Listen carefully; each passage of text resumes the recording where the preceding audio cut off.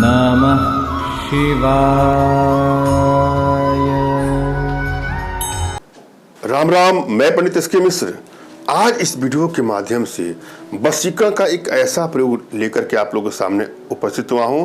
अगर यह प्रयोग आप कर देंगे और फिर जिसके सामने आप जाएंगे वह आपके आकर्षण पास में, वशीकरण पास में, सम्मोहन पास में बंध जाएगा या बंध जाएगी। अपने आप में बहुत चमत्कारिक प्रयोग है। श्रद्धाभाव विश्वास के साथ आप करिएगा, मगर भूल करके भी किसी को ब्लैकमेल करने के नियत से, हानि या क्षति पहुंचाने के नियत से इसका बिल्कुल प्रयोग ना करें। छोटा सा प्रयोग है, आजमा के देखिएगा।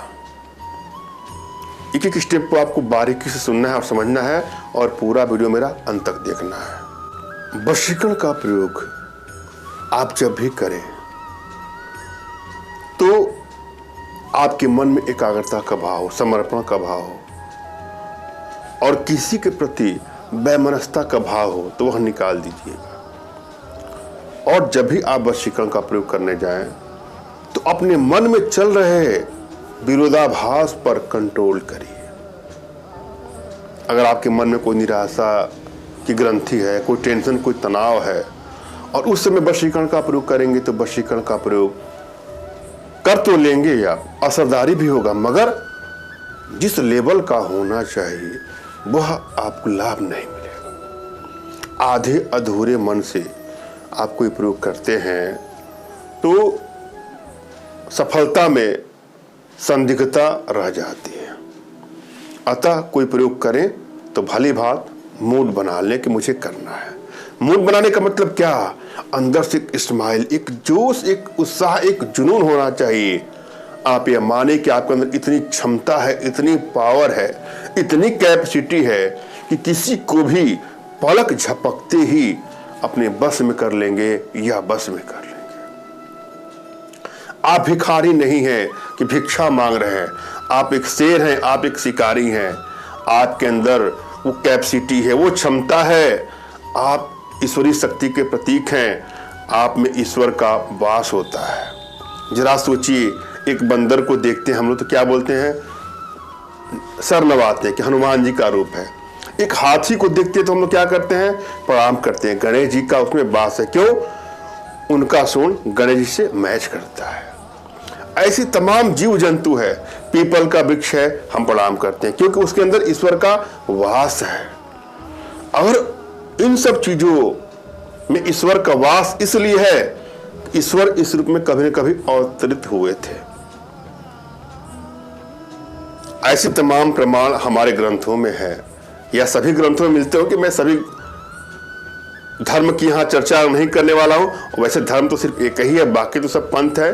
तो हमारे धर्म में जो चीजें बताई गई हैं, हम एक पत्थर को भी हम पूजते हैं उस भाव से। हमारे अंदर भाव क्या होता है? पत्थर नहीं दिखाई देता है, उसमें ईश्वर की छवि होती है। तो सभी ईश्वर तो मानव रूप में अवतरित हुए हैं। भगवान राम, भगवान श्री कृष्ण, भगवान परशुराम, यह जो भी देवता आप देख रहे हैं वह कैसे दिखने में लगते हैं? मानव के जैसे। तो क्या आप ईश्वर के अंश नहीं है? बिल्कुल हैं। और जब ईश्वर के अंश आप में है तो आपके अंदर उसकी पावर, उसकी क्षमता भी है। अतः अपने पावर को, अपनी क्षमता को जगाइए। मन में उदासी का भाव हटाइए और अपने मन को ईश्वरीय सत्ता में लगाइए। मात्र आपके अंदर जिस दिन यह कॉन्फिडेंस आ जाएगा, वशीकरण क्या, दुनिया की कोई भी चीज आप क्षण भर में, पल भर में कर सकते हैं। हाँ, कुछ चीजें ऐसी हो जाती हैं कि जब हम परेशान होते हैं, व्यथित होते हैं, हमारा कोई दिल तोड़ देता है तो हमारे अंदर एक कराह सी उत्पन्न हो जाती है। हम अपने आप से बाहर हो जाते हैं, कहीं मन ही नहीं लगता है, हम सब कुछ भूल जाते हैं। यहाँ तक कि खाने का मन नहीं करेगा, सोने का मन नहीं करेगा और किसी भी काम में हमारा मन नहीं लगता है। और निराशा की ग्रंथि ऐसी उत्पन्न हो जाती है कि हम एकाग्रता क्या, हम कुछ नहीं कर पाते हैं। जब आपके अंदर यह सिचुएशन हो जाएगी और आप कोई तंत्र का प्रयोग करेंगे तो आपको सफलता मिलेगी। अगर आपका उत्तर हाँ है तो बिल्कुल गलत है। कोई भी प्रयोग एकाग्रता भाव से आप करिए। आप कोई प्रश्न याद कर रहे हैं और आपके मन में एकाग्रता नहीं है तो जल्दी याद नहीं होता है। कोई भी काम मन लगा के नहीं करते हैं तो उसमें सफलता नहीं मिलती है। अगर आप इस सिचुएशन से गुजर रहे हैं कि आप कोई काम नहीं कर पा रहे हैं, तो यदि आपके अंदर सच्चाई है, अच्छाई है और किसी को चीट करने की नीयत से आप कोई प्रयोग नहीं कर रहे हैं, तो मैं आपका इसमें सहयोग करूंगा। आपके लिए मैं अनुष्ठान करूंगा, आपके लिए यंत्र सिद्ध करके आपके एड्रेस पर स्पीड पोस्ट के माध्यम से जाएगा। लेकिन आधे अधूरे भाव से आप कोई कार्य करेंगे तो उसमें सफलता 9 के बराबर मिलेगी। जब भी आप कोई प्रयोग करें तो अपनी एनर्जी को भली भांति रीड कर लें और अपने इष्ट का स्मरण कर लें, उनसे मानसिक रूप से मानसिक आदेश और आशीर्वाद प्राप्त कर लें। तत्पश्चात अपने अध्यात्मिक गुरुदेव का भी आपको स्मरण करना है और उनसे भी आपको मानसिक रूप से मानसिक आदेश और आशीर्वाद प्राप्त करके ही कोई प्रयोग करें, तब सफलता मिलेगी ही मिलेगी। हाँ, तमाम बहनों का, भाइयों का, माताओं का प्रश्न होता है कि हमारे पास आध्यात्मिक गुरुदेव नहीं, हम क्या करें। आपको एक गुरु की तलाश तो करनी ही पड़ेगी। गुरु की तलाश करिए और उनसे आदेश लेके ही कोई काम करें, आपको सफलता अवश्य मिलेगी। हाँ, यदि आपने गुरु की तलाश किया और आपको गुरुदेव नहीं मिल रहे हैं तो भी आपको निराश नहीं होना है। मेरे प्रति कृतज्ञता का भाव, श्रद्धा का भाव, विश्वास का भाव और समर्पण का भाव रखते हुए मुझसे ही मानसिक रूप से मानसिक आदेश और आशीर्वाद प्राप्त करिए, प्रयोग करें, आपको सफलता अवश्य मिलेगी। मुझसे मानसिक रूप से मानसिक आदेश और आशीर्वाद प्राप्त करने के लिए कमेंट बॉक्स के नीचे आपको टाइप करना है कि मुझे आदेश दें, और रिप्लाई में मैं आपको हार्ट का सिंबल या साइन देता हूं, तो आप समझिएगा कि आपको आदेश और आशीर्वाद मिल चुका है। इस प्रयोग को आप कर सकते हैं या कर सकते हैं। कमेंट बॉक्स में वही लोग कमेंट करें जिन्होंने चैनल को सब्सक्राइब किया है। यदि आप उन्हें सब्सक्राइब नहीं किया है तो कोई बात नहीं, सब्सक्राइब कर लीजिएगा। एक बात और मैं अपने भाइयों से, बहनों से, माताओं से आग्रह करूंगा, निवेदन करूंगा कि कृपया हमसे संपर्क करने के लिए फोन कॉल का प्रयोग कदापि न करें। व्हाट्सएप पर मैसेज के माध्यम से हमसे आप संपर्क कर सकते हैं।